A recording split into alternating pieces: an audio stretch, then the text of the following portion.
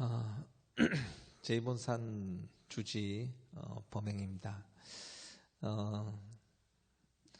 간만에 그 지장제일 방송을 송출하고 여러분들께 그냥 같이 하고 싶은 얘기가 문득 생겨서 예정에 없던 소참 본문을 좀 하려고 해요. 오늘은 그 부처님의 상이라는 것에 대한 얘기를 좀 드릴까 해요.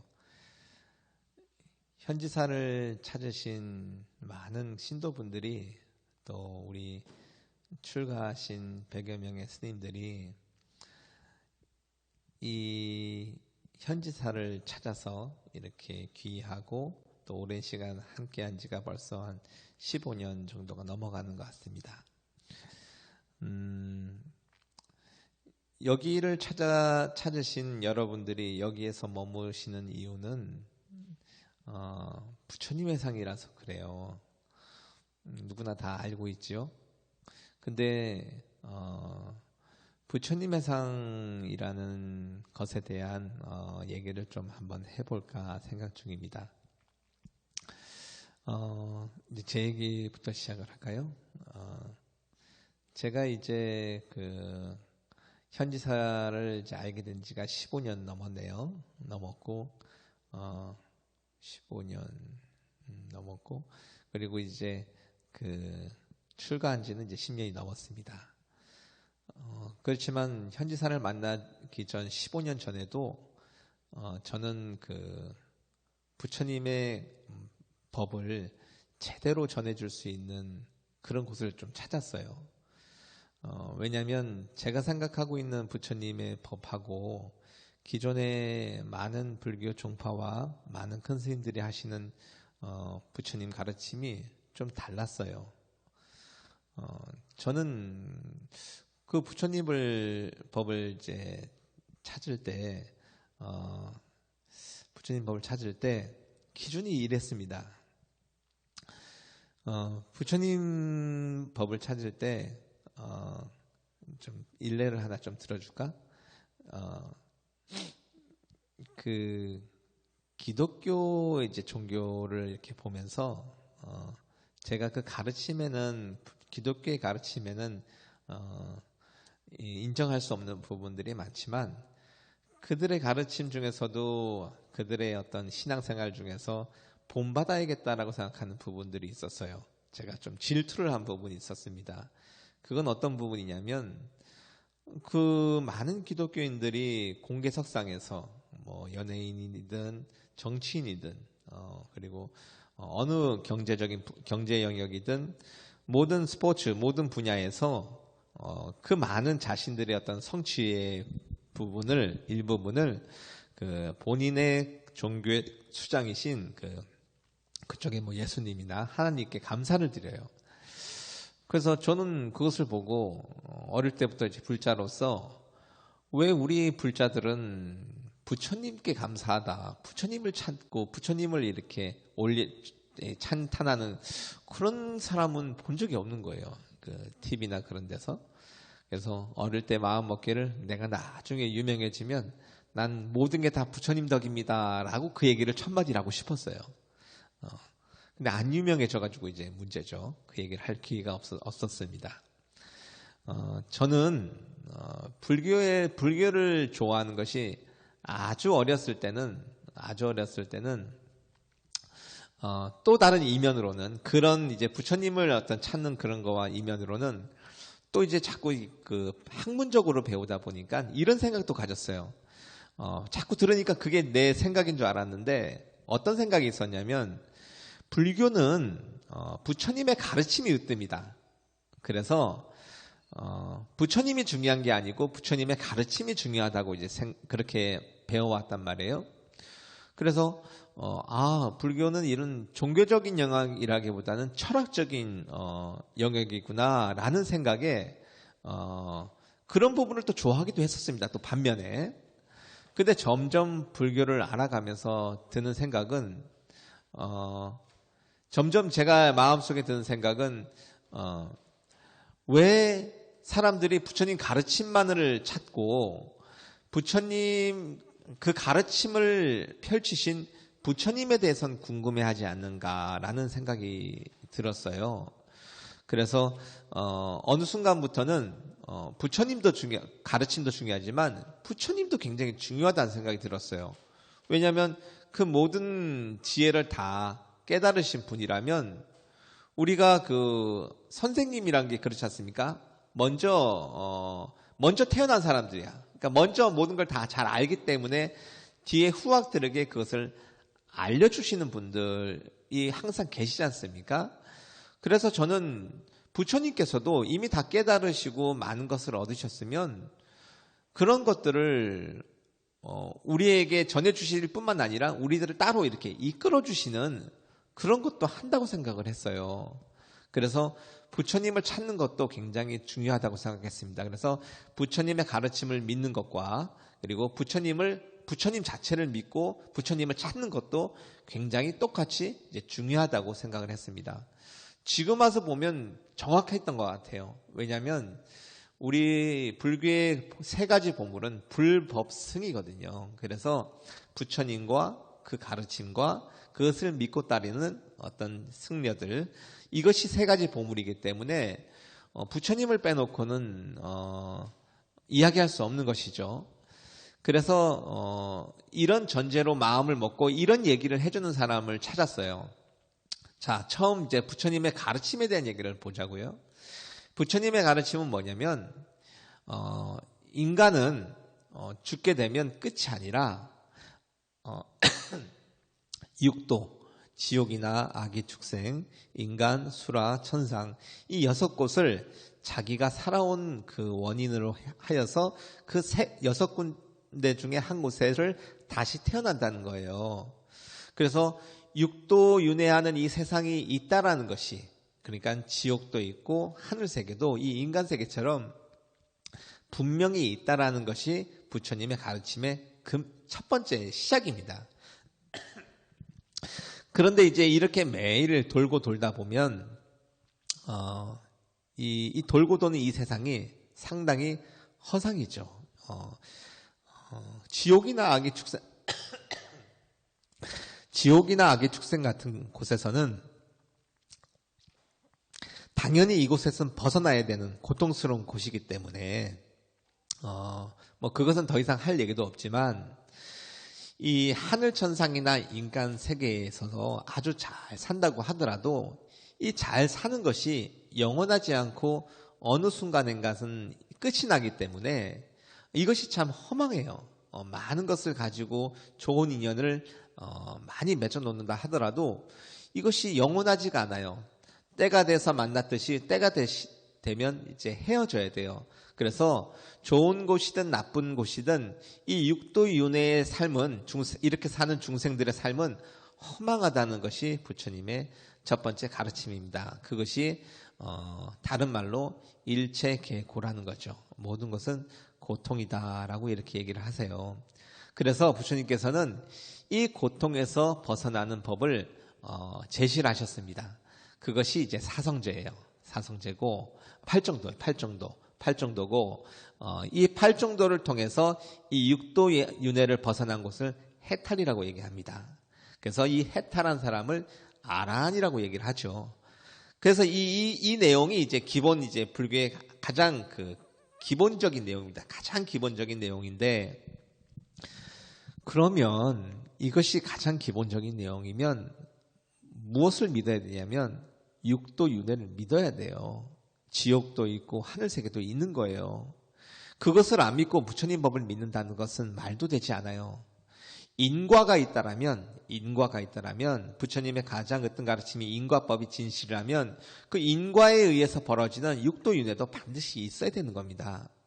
그런데 보통 이제 많은 불자들이 마음을 닦는데 너무 중심을 두다 보니까 육도윤회에 대한 그 얘기를 잘 하지 않아요. 그리고 마음을 닦는다는 그 의미도 우리가 육도윤회에서 벗어나는 해탈이 목표라고 한다면 마음을 닦는 건 뭡니까? 육도윤회에서 나쁜 곳에 가지 않도록 죄를 짓지 않도록 죄를 짓는 나쁜 마음을 없애도록 하는 것이 그 중에 하나고, 마음을 닦는 하나일 것이고, 또 다른 마음을 닦는 건 뭐냐면 좋은 것들에 대한 허망함을 아는 것이 또 하나의 중요한 마음 닦는 내용입니다. 그래서 마음을 닦는다는 것은 하고 싶은 것을 원하는 대로 다 해가지고 죄를 짓지, 나쁜 짓해서 죄를 짓는 것을 하지 않는 것, 그렇지 않으려고 착한 마음을 내려고 하는 것, 그 착한 마음이 첫 번째 으뜸이고, 두 번째는 이 세상의 모든 것들에 대한 허망함을 있는 그대로 보아서 그 집착하는 마음을 내려놓는 것이 마음 닦는 내용이라고요. 그래서 이 마음을 닦는다는 것은 결국은 이 육도윤회와 관련된 것이고, 육도윤회를 벗어나는 방법인 팔정도가 이 마음 닦는 것과 다름이 아닙니다. 결국 마음 닦는 것은 집착을 내려놓고 착한 마음 먹는 거지 않습니까? 그렇기 때문에 이 마음을 닦을 때 반드시 꼭 선정이 필수 요건이라고 할 수는 없어요. 설사 선정에 들어가지 않는다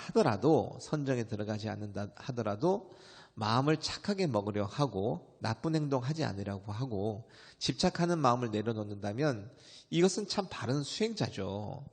그런데 이제 이런 부분의 이 본질을 벗어나서 마음을 닦는 것을 선정에 들어가는 그 하나의 작은 팔정도의 한 부분에 너무 집착을 해서 오히려 그 선정에 들어가고자 하는 마음 닦는 방법을 통해서 아상, 인상, 중생상, 수사상이라는 아상이 생겨서 겉으로 보면 선정에 들어서 높은 정신세계를 추구하고 들어간 것처럼 보이지만 실상은 아상, 인상, 중생상, 수사상이 커져서 공부에 퇴전을 하는 거나 다름없는 그런 경우가 좀 많은 것 같습니다.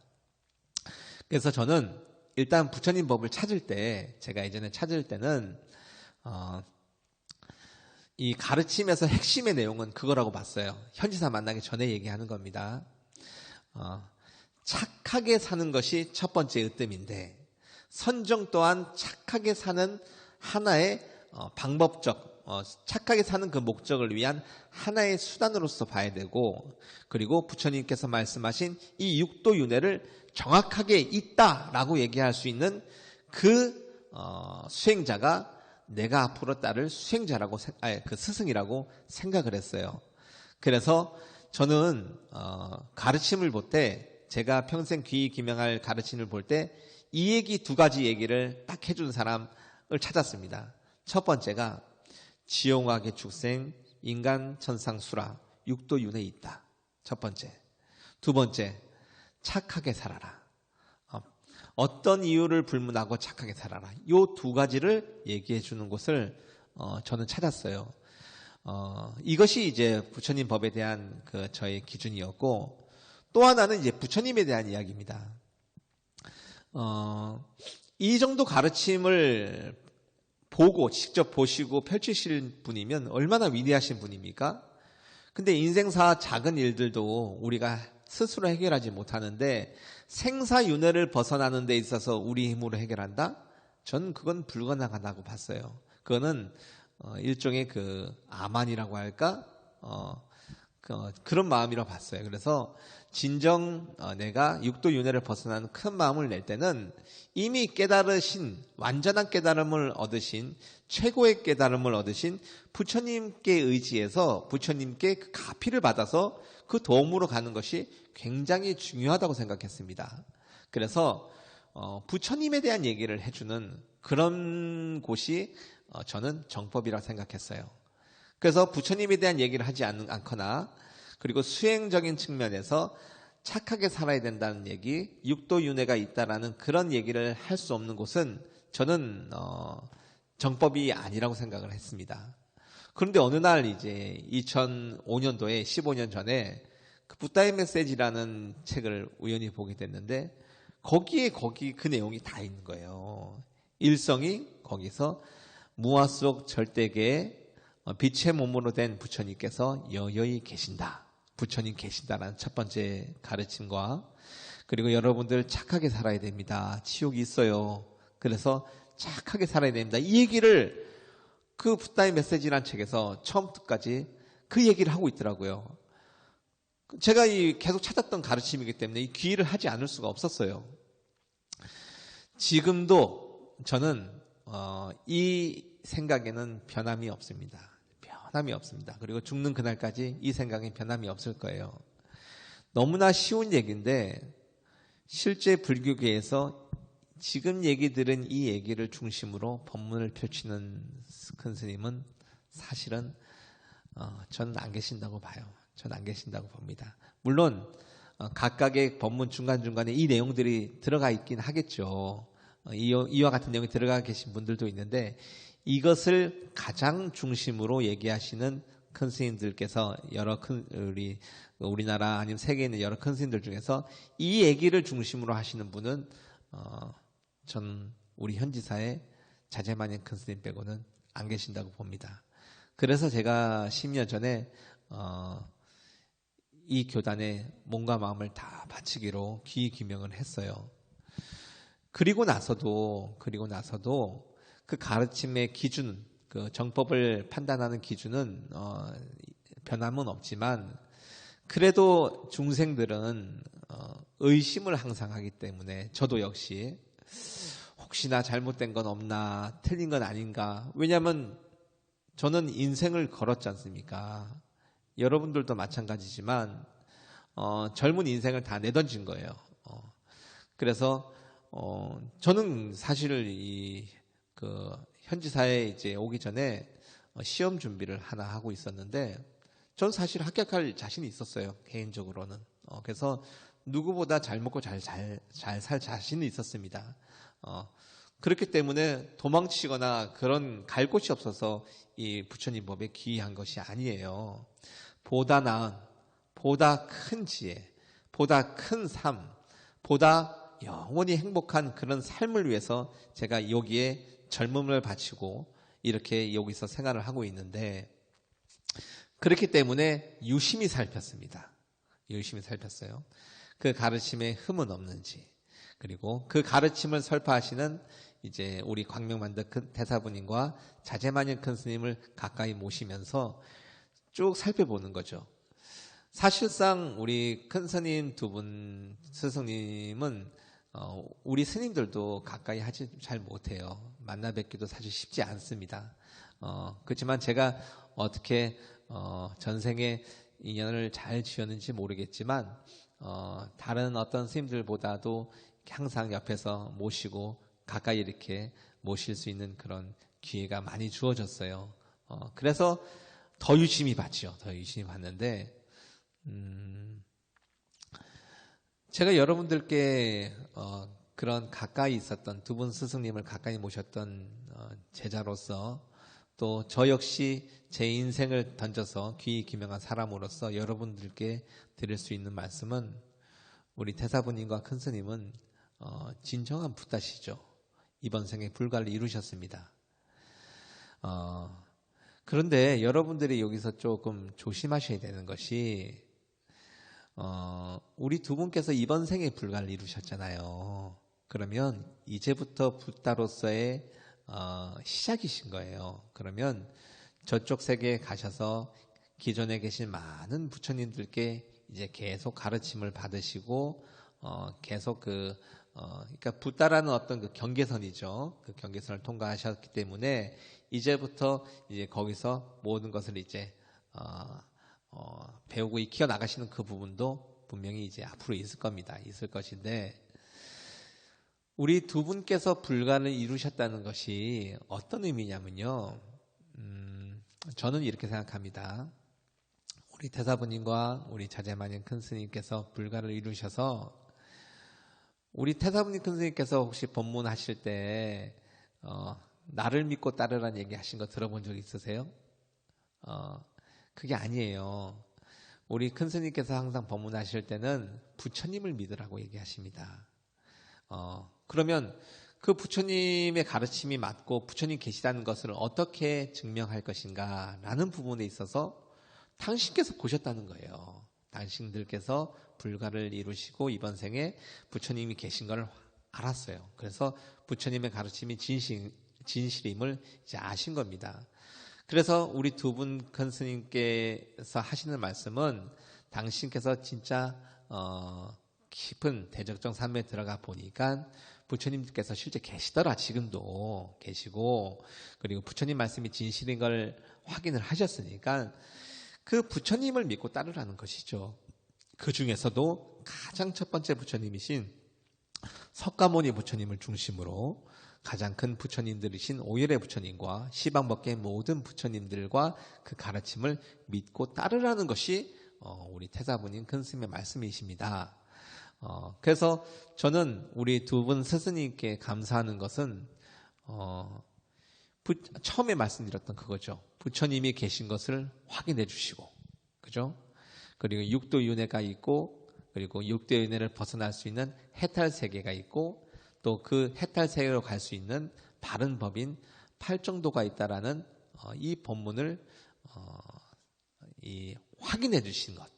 전 이것이 우리 두 분 스승님의 가장 큰 역할이라고 생각을 해요. 그래서 제가 지금도 전혀 이 두 분 어른에 대한 그 마음은 사실은 감사하는 마음과 존경하는 마음은 사실 더 매일 커져요. 실제로 더 커집니다. 더 커지고 어떻게 뭔가를 좀 해드리고 싶은데 제가 이제 부족해서 해드릴 수가 없는 것이 늘상 죄송하지요. 죄송합니다. 자, 그러면 이제 여러분들이 이제 이 붓다해상을 어떠한 기준에서 판단하고 어떻게 앞으로 믿어 나갈 것인가? 저는 10년쯤 되고 이제 15년쯤 이렇게 되면 그것이 오히려 더 탄탄하고 야무러져서 흔들림 없는 그런 경치에 이를 거라고 생각을 했어요. 그런데 그렇지가 않더라고요. 그렇지가 않아요. 이제 여러분들이 10년, 15년 되셨으면 그간 걸어온 길을 한번 돌아보시고 또 앞으로 걸어가야 될 길에 대한 기준을 다시 한번 세워보셨으면 좋겠습니다. 누가 그랬다라고 해서 믿는 것이 아니고 스스로 한번 판단해 보십시오. 저는 이 판단의 기준을 우리 큰 스님께서 저술하신 붓다의 메시지나 그리고 태사부님께서 쓰신 수행일진 연불산매를 근거로 판단하셨으면 좋겠어요. 다만 우리 현지사는 이 운영에 있어서는 생긴 지가 얼마 되지 않기 때문에 오랜 전통을 가진 운영상의 전통을 가진 조계종이나 타 큰 종단에 비해서 여러 부족한 점들이 사실 많아요. 또한 우리 스님들 또한 계속 수행을 해오신 분들이 아니라 제가 신도로서 있다가 아니면 오랜 시간 수행을 닦으시지 않은 상태이기 때문에 실제로 부족한 부분들이 많을 수 있습니다. 그렇지만 그런 여러 가지 부족함이나 아직 준비되지 않은 것들과 별개로 우리 현지사에서 시작부터 지금까지 변하지 않은 것이 바로 그 가르침이지 않습니까? 부처님에 대한 이야기라든가 육도윤회에 대한 이야기라든가 그런 얘기는 전혀 바뀌지 않고 있어요. 그래서 여러분들은 판단을 하실 때 이 기준으로서 법으로서 기준으로 판단을 기준으로 법을 기준으로 하십시오. 판단을 법으로서 기준하시고 또 하나는 이제 그 각자가 이때까지 살아오면서 받은 가피를 기준으로 판단할 수도 있는데 저는 이제 가피라는 것이 막 눈에 벌어지게 막 보이는 것만을 가피라고 생각하지는 않아요.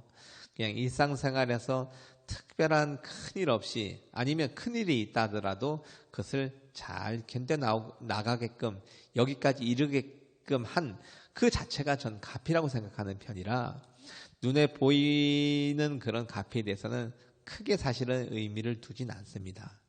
뭐 그래도 신도분들 중에서는 그런 부분이 이 정법과 아닌 것을 판단하는 기준이 될 수도 있겠죠. 근데 저는 가피라고 하면 어떤 몸이 많거나 아니면 돈을 많이 벌거나 그것이 아니라 내 마음이 얼마만큼 이렇게 잘 깨끗해지고 있느냐라는 그런 기준으로 보시는 것이 좀 맞지 않나라고 이렇게 생각을 하는데 또 그것을 기준으로 또 얘기를 하자니 부처님께서는 항상 씻겨주시고 업장 소멸해 주시는데 내가 마음을 잘 못 먹어서 나쁜 짓하고 부처님 법에 어긋난 일을 행동을 하면 그거는 부처님 탓이 아니라 그 가르침을 제대로 실천하지 못한 제 탓이지 않습니까?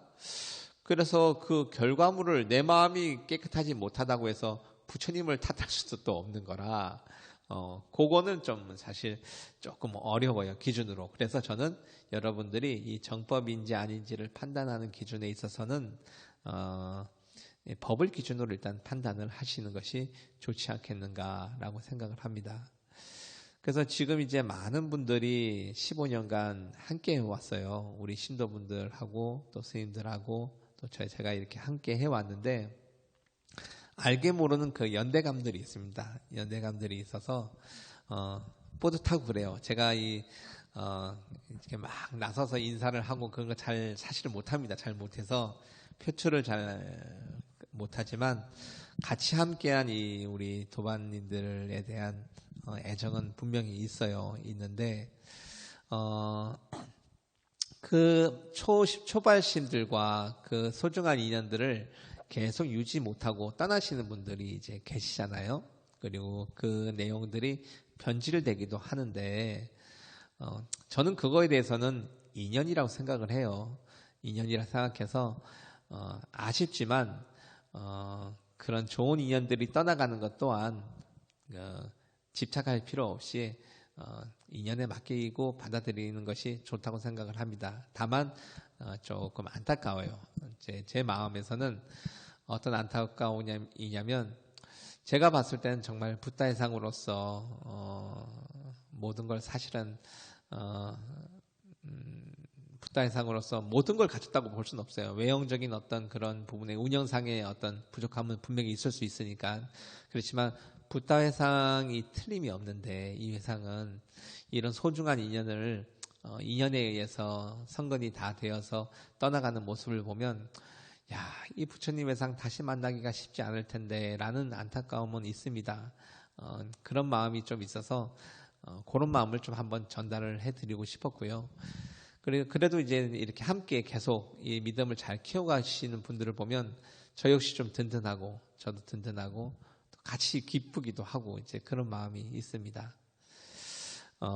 요즘에 이제 앞으로도 이제 그럴 거예요. 이 부처님 법인지 아닌지 판단하는 데 있어서 여러분들 다시 한번 생각해 보시고 흔들리지 마십시오. 흔들리지 마시고 너무나 이렇게 흔히 안목이라고 할까요?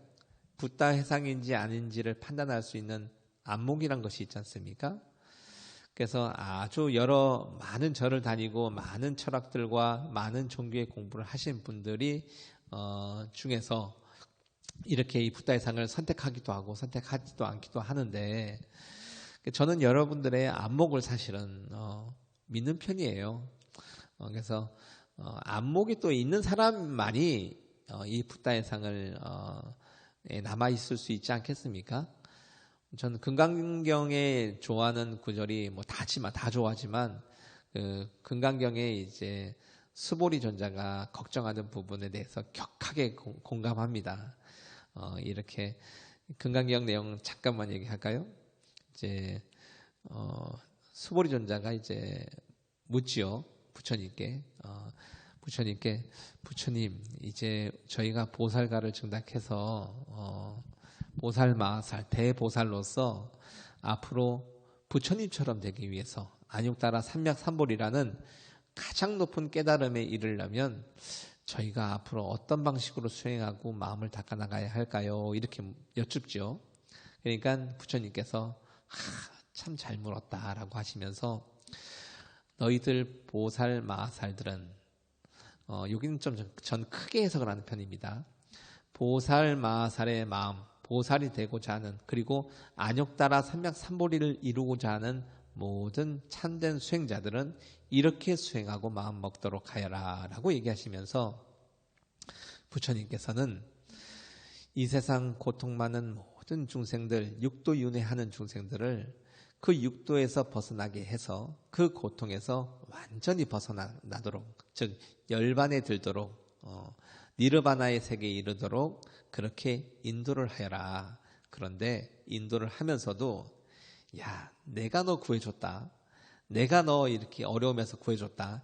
이런 생각 절대 하지 말아라 라는 얘기를 하시죠.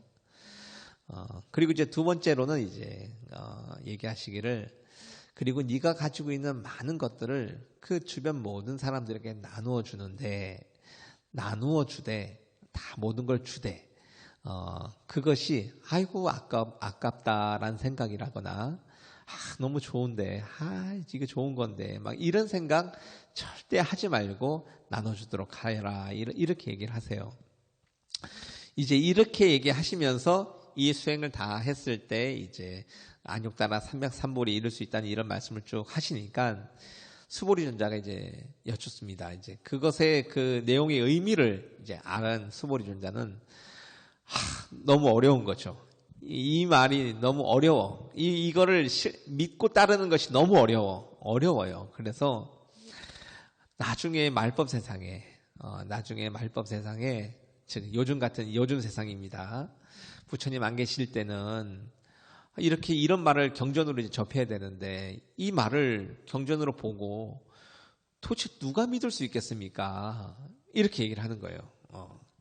자, 그러니까 이제 부처님께서 수보리존자를 이렇게 제지하시면서 그렇게 얘기하지 말아라 얘기하시면서 그 시대에 가서도 이 부처님의 진정한 가르침을 믿고 따른 사람이 있다 이렇게 얘기하시면서 그 사람은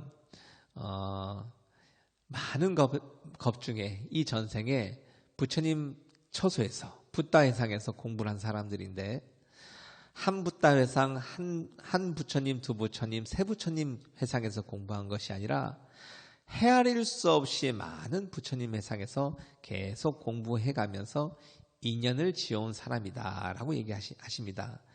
그들은 이 부처님의 진정 가르침을 딱 보면 믿고 따르게 되어 있다라고 얘기를 하세요. 그러니 이제 걱정 말아라 얘기하세요. 우리 회상이 저는 그렇다고 봅니다. 우리 회상이 그냥 여러 가지 이유로 꼭 많이 배우고 적게 배우고 잘나고 못나고 돈이 많고 돈이 적고를 떠나서 이 가르침을 처음 딱 접했을 때 이것은 진짜다라고 이 마음을 한 마음이라도 내었다면 여러분들은 이 금강경에서 부처님께서 미리 말씀하신 말법 시대에 헤아릴 수 없는 전생에 부처님 처소에서 공부했던 바로 그 사람이 틀림은 없습니다. 없는데 그렇다 하더라도 이 인연이 다 하면 항상 머무르지 않고 또 마음이 항상 가지 않아서 변할 수가 있어요. 그것은 정상입니다. 지극히 정상이에요. 그리고 공부를 아주 많이 하면 흔들리지 않는다? 절대 그렇지 않죠. 도구마성입니다. 이 도가 점점 깊어질수록 장애, 마장은 더 커지게 돼 있어요. 나를 흔드는 의심의 의심을 흔드는 그 장애의 흔들림은 점점 더 커질 수도 있어요. 그렇기 때문에 항상 우리가 길을 걸어갈 때 돌다리를 또 두들겨 간다는 그런 말이 있듯이 항상 한 걸음 한 걸음 신앙생활에서 마음 하나하나 쓰는 데 있어서 굉장히 조심스럽고 신중하게 걸음을 해야 된다라고 저는 여러분들께 말씀을 드리고 싶어요. 그래서 여러분들의 마음가짐을 다시 한번 확인하십시오. 해보셨으면 좋겠습니다. 내가 이 붓다회상 현지사에서 무엇을 근거로 옆에서 누가 믿으라고 해서 아니면 누가 이렇게 그냥 우연히 이렇게 믿게 돼가지고 이렇게 믿는 것이 아니라 여기에 머무를 수밖에 또 이 법을 믿을 수밖에 이 회상에 평생 몸과 마음을 다 바쳐서 부처님을 믿고 따를 그 이유에 대해서 한 번쯤 다시 생각해 보셨으면 좋겠습니다. 다시 생각해 보셨으면 좋겠고 여러분들에게는 그런 충분한 안목이 전 있다라고 생각을 해요. 그래서 그 결정을 지혜롭게 잘 하셨으면 좋겠습니다. 간혹 요즘에 좀 뭐라고 해야 될까?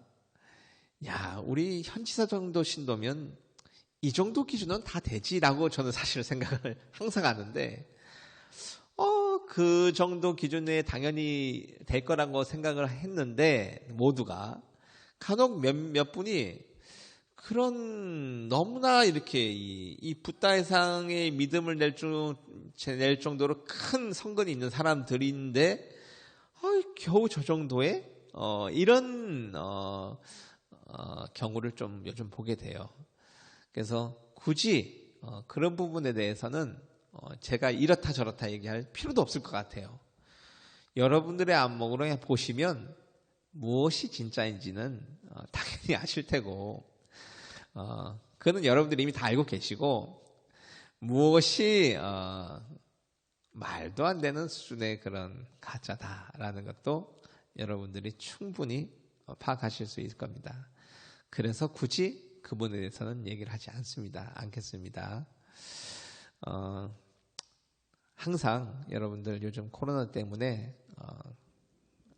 이 성전에 오지 못하시는 건 좀 안타까운데, 그래도 이렇게 방송으로라도 제일이라도 불교대학 이렇게 동참하셔서 신심을 계속 키워나가시고, 내년 후반쯤 되면 이제 좀 이 코로나라는 질병이 정리가 되지 않을까 싶은데, 그때 건강한 몸으로 다시 뵀으면 좋겠습니다.